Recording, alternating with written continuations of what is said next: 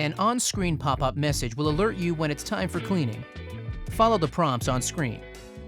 If you need to perform the clean cycle manually, first, access the settings menu by touching the cog icon on the upper right of the screen and select the clean cycle.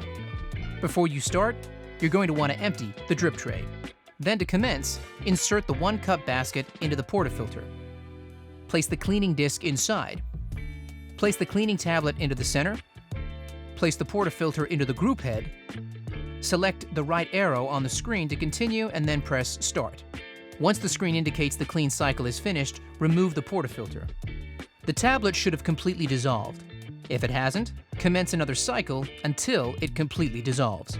Remove the portafilter and flush the group head.